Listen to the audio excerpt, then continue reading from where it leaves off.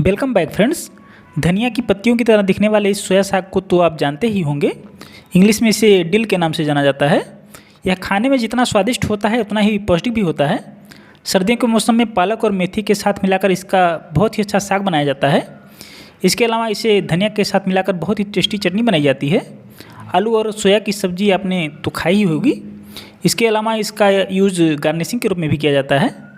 तो आज हम इसके यूजेज और बेनिफिट्स के बारे में जानेंगे, पर उससे पहले जान लेते हैं कि इसे ग्रो कैसे किया जाए। तो सबसे पहले पॉटिंग मिक्स तैयार कर लेते हैं। डिल के लिए पॉटिंग मिक्स वेल ड्रेन होना चाहिए, पर बहुत ज़्यादा सैंडी नहीं होना चाहिए, क्योंकि इसे मॉइस्ट सॉइल पसंद है। तो मैंने 50% अपने गार्डन की नॉर्मल सॉइल को लिया है, 30% डिकम्पोज काउ डंक और 20% राइस हस्क यानी धान की भूसी को लिया है। आप इसकी जगह पे सैंड भी ले सकते हैं, पर इस सैंड की अपेक्षा काफ़ी हल्का होता है और पूरी तरह से ऑर्गेनिक भी होता है, जो कि बाद में डिकम्पोज होकर के हमारे पॉटिंग मिक्स में न्यूट्रिशन भी ऐड करता है। तो ये बेस्ट है। बट अगर आपके पास ये नहीं है तो आप सैंड भी यूज़ कर सकते हैं, कोई प्रॉब्लम नहीं है। तो अब हम सभी चीज़ों को अच्छे से मिक्स कर लेंगे और उसके बाद इसे कंटेनर में फिल कर लेंगे।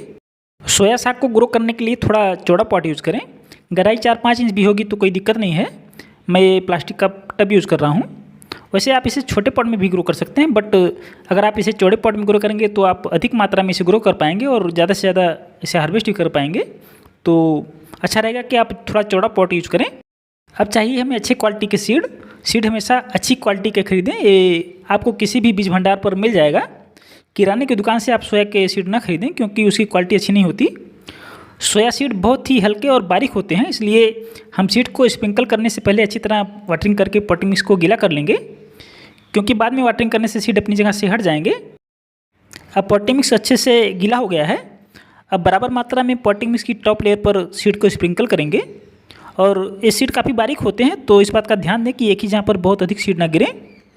और उसके बाद फिर से पॉटिंग मिक्स की पतली सी लेयर से सीड को कवर कर देंगे, नहीं तो इस सीड को चिड़िया खा जाएंगी और फिर बाद में आप कहेंगे कि हमारे सीड अच्छे से जर्मिनेट नहीं हुए। सीड को अच्छे से कवर करने के बाद फिर से स्प्रे बॉटल से टॉप लेयर को मॉइस्ट कर लेंगे और पॉट को ऐसी जगह पर रखेंगे जहाँ इसे सुबह और शाम की सनलाइट मिल जाया करे। वैसे अगर आप इसे विंटर सीजन में ग्रो करते हैं तो इसे पूरे दिन की सनलाइट में रखें, लेकिन समर सीजन में दोपहर की तेज़ धूप से इसे बचा के रखें। दोस्तों, आज लगभग 10 दिन हो गए इसे ग्रो किए हुए और आप देख सकते हैं कि हमारे सभी सीड जर्मिनेट हो गए हैं। वैसे सोया सीड की जर्मिनेशन 3 से 4 दिनों में शुरू हो जाती है, पर मैंने सोचा कि थोड़े से बड़े हो जाएँ जिससे कैमरे में अच्छे से दिख सकें, तो थोड़ा सा और वेट करते हैं, इन्हें मैच्योर होने देते हैं। इस समय सोया साग को ग्रो किए हुए लगभग 35 से 36 दिन हो गए हैं और अब ये काफ़ी बड़े हो गए हैं और काफ़ी हेल्दी भी हैं।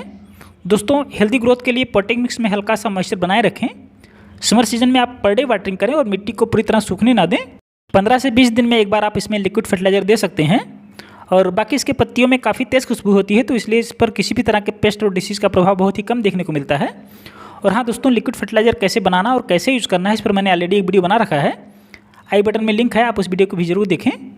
अब हम सोया साग को ज़रूरत के हिसाब से हार्वेस्ट कर सकते हैं। बिना प्लांट को उखाड़े ही पत्तियों को स्टेम सेट कर लीजिए और फिर साग बनाइए या चटनी या सलाद में यूज़ करिए, चाहे गार्निश के लिए यूज़ करिए।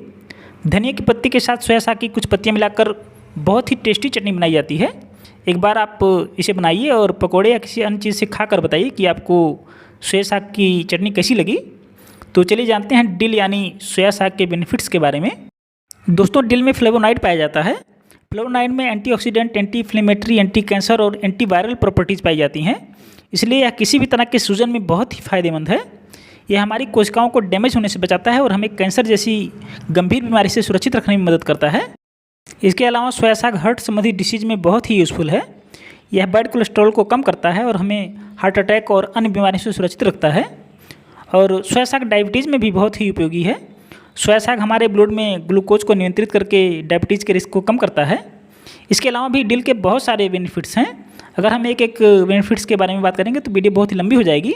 यह कितना यूज़फुल है इसका अंदाज़ा आप इसी बात से लगा सकते हैं कि इसकी पत्तियों का पाउडर 100 ग्राम के करीब आपको ऑनलाइन 250 रुपये में मिलेगा। अगर यकीन ना हो तो आप गूगल करके देख लीजिएगा। तो दोस्तों, ऑनलाइन खरीदने से अच्छा है कि आप इसे घर पर ग्रो करें और इसके ताज़े पत्तों को अपने भोजन में शामिल करें। आप चाहे तो इसके पत्तियों को छाया में सुखाकर पीस लें और किसी एयर टाइट कंटेनर में स्टोर करके आप लंबे समय तक इसे यूज़ कर सकते हैं। तो उम्मीद है कि आपको वीडियो पसंद आई होगी। वीडियो में कुछ भी अच्छा लगा हो तो प्लीज़ इसे लाइक और शेयर जरूर करें और चैनल पर पहली बार आए हैं तो चैनल को सब्सक्राइब करके नोटिफिकेशन बेल को ऑल पर सेलेक्ट कर लें। मैं मिलता हूँ आपसे एक और यूजफुल वीडियो में, तब तक के लिए नमस्कार, जय हिंद, आपका दिन शुभ हो।